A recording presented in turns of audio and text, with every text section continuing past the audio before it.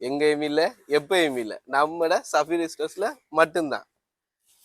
அசல் பேரிச்சம்பழ சுவையில தேங்காய் பாலும் சேர்த்து கொக்கோ பிரஸ்ல தயாரிப்பான பேரிச்சம்பழ ஐஸ்கிரீம் வந்திருக்கு. சாப்பிட்டு பார்ப்போமா எப்படி இருக்குண்டு.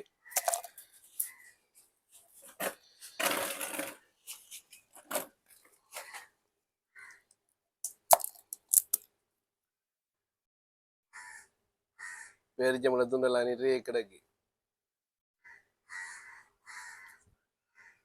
பேரிச்சம்பழ டேஸ்ட்ல தேங்காய் பாலால் செஞ்சிருக்கு. சும்மா செம்ம டேஸ்டா இருக்கு.